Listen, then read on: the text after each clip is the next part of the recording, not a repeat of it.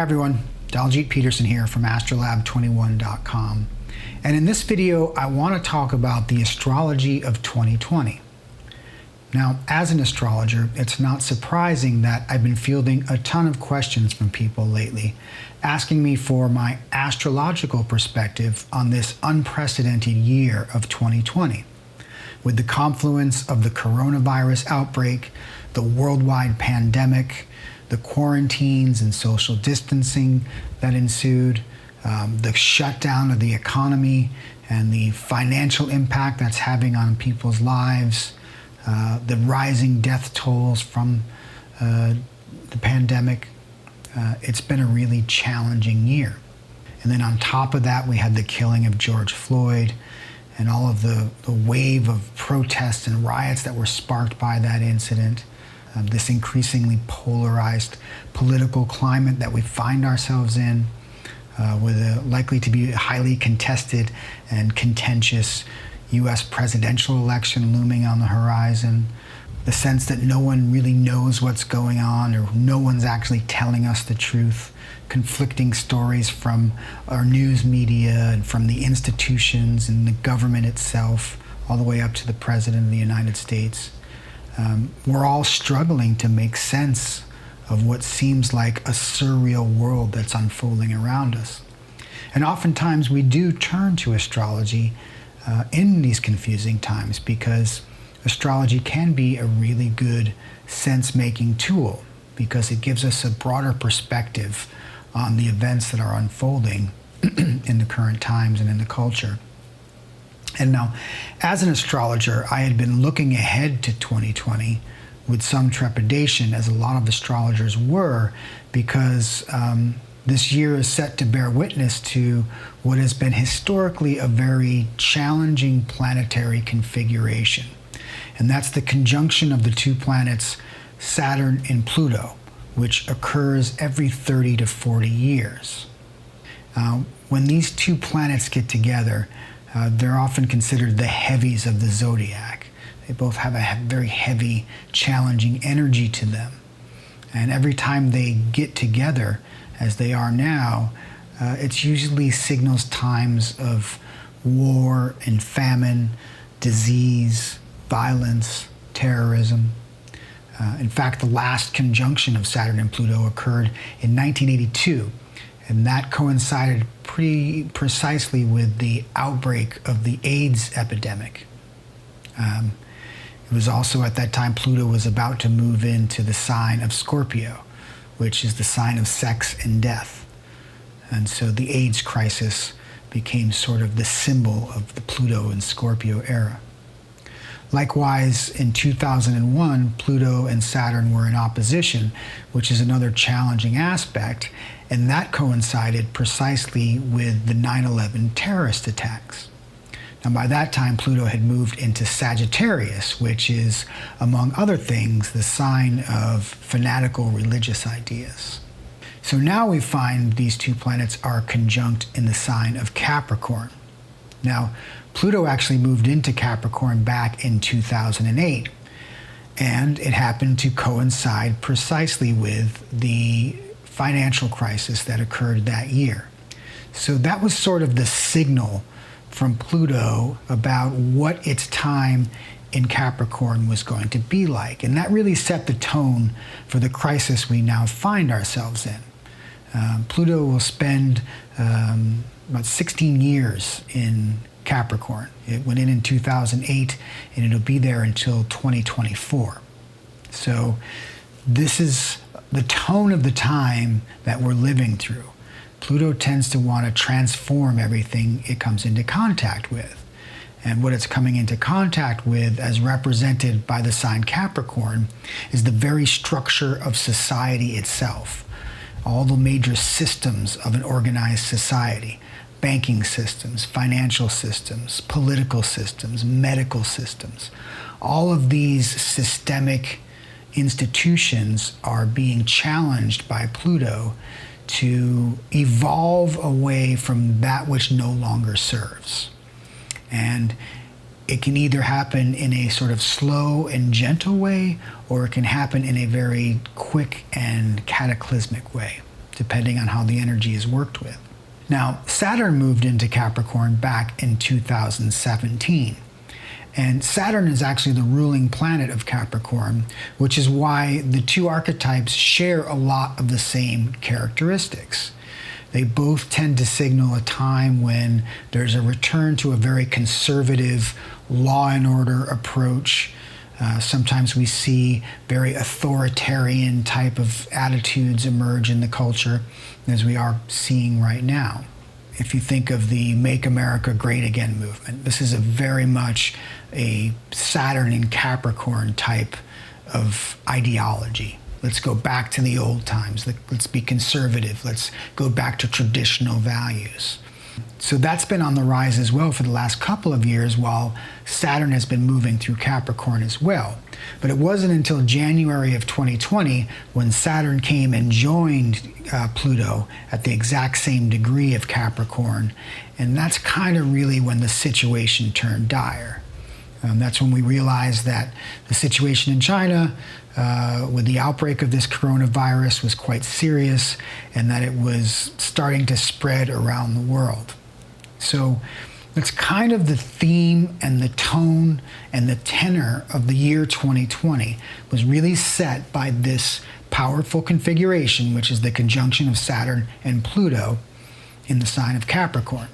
So basically what we're dealing with here is these three archetypal complexes that are constellating together to form the energy and the really heavy mood that we're all feeling today. So what I want to do in this video is sort of examine this constellation of archetypal complexes so that we can get an understanding of what's at play here, what energies we're working with, and perhaps how we can learn to navigate what's going on. I've got some graphics that I've designed that are going to help to illustrate some of these points, and so you can see visually what I mean by a constellation of archetypal principles. Okay, so here we have a visual representation of these three archetypal complexes: Saturn, Pluto, and Capricorn. So Saturn and Pluto are the two planets, and they have conjoined their energies and are expressing that combined energy through the qualities of the sign Capricorn. Now, planets represent functions or dimensions of experience, while the signs represent the qualities of the experience. And Saturn and Pluto are known as the two heavies of the zodiac. When these two planets form a conjunction, as they do every 30 or so years, it consistently signals a time of dark, heavy energy that is challenging, sobering, difficult, and often severe. They often signal times of crisis and frequently correspond with diseases and pandemics. Now, astrologically, this all began in January 2020, when Saturn, the planet of limits and isolation, conjoined Pluto, the planet of life, death, and biological struggle. And this conjunction happened in Capricorn, the sign of hard, cold reality, of rules and regulations, of fear and worry. When we see what these three archetypal complexes represent, we get a sense of the perfect storm of the outbreak of the coronavirus and the unfolding pandemic that continues to define this year of 2020.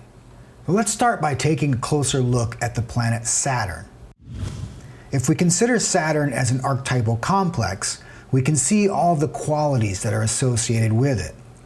Saturn is known as the Lord of Karma, Father Time, and the ultimate taskmaster. Saturn is indeed the get-her-done planet. It's the great builder of the zodiac. It needs to work, to create structure, and define limits and boundaries. It's only comfortable with material reality.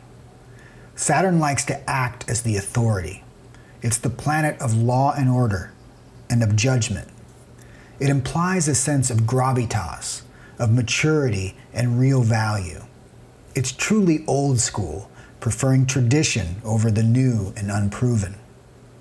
Now, this makes Saturn very practical and frugal. It's disciplined and conservative. It's process-oriented and very patient.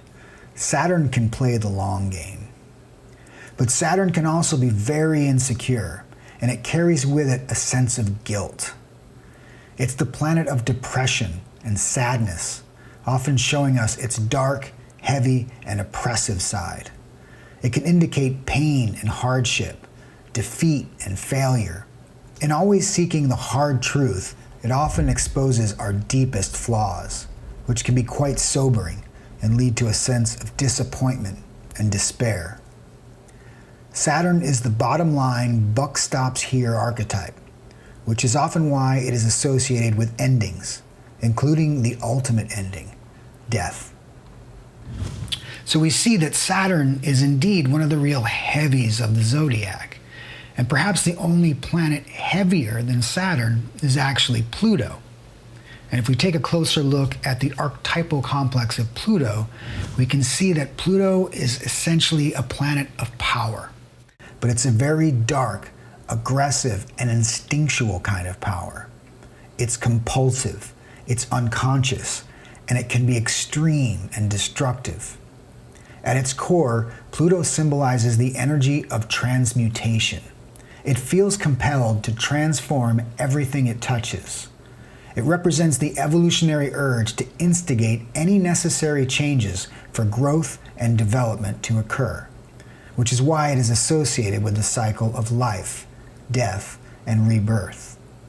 So as we consider the merging of these two heavy-duty planets, Saturn and Pluto, we really begin to understand why the tone and tenor of this year, of this time we're living through, is so heavy, right? This challenge of Saturn, the restriction, the limitation, the law and order issues that we're dealing with authority figures, coupled with Pluto's urge to transform and the sort of violent, unconscious, subliminal rage and shadow that's lurking beneath the surface, wanting to be explored so that it can be worked through and so that real growth and change and evolution can take place.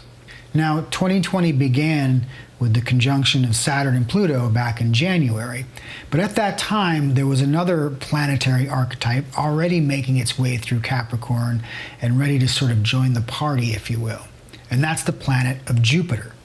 So now we need to add a third archetype to the mix.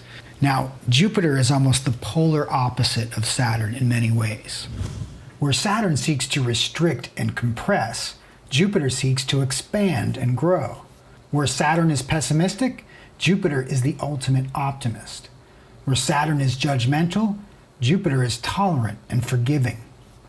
But like all the archetypes, Jupiter has its negative or shadow side.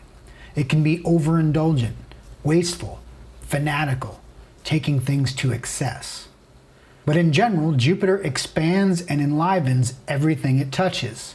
So when it meets up with Pluto's dark and volcanic energy, things can go both ways. Pluto might utilize Jupiter's expansive potential to bring about the big sweeping changes it sees as necessary for evolution. On the other hand, Jupiter's overexuberance might serve to feed Pluto's compulsive and violent urges, causing widespread violence and upheaval. Now, in general, Jupiter tends to expand everything it comes into contact with. So what we saw with Jupiter conjoining Pluto was an apparent expansion of the power of the coronavirus to spread globally, Jupiter, around the world very rapidly. It's also interesting to consider Jupiter in terms of its effect on the qualities of Capricorn. Because if you think about what we've seen is the tremendous expansion, Jupiter, of the powers of systems of government, of the medical and healthcare system, of some of the institutions which are represented by Capricorn. We're also seeing a huge swelling of the national debt, which is another Jupiter and Capricorn type of issue, which could have some devastating consequences down the road, financially speaking. But anyway, by getting sort of this bird's eye view of the archetypal configurations of these planets and what they're presenting, we can start to understand a little bit better how and why the events that are unfolding around us are occurring.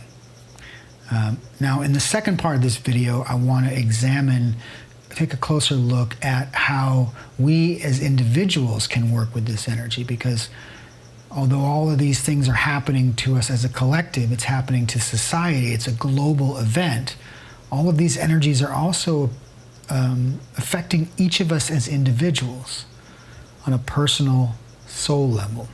So in part 2 of this video, we're going to take a look at the crisis and its effect on each individual, and how we can use astrology as a tool to navigate these challenging times.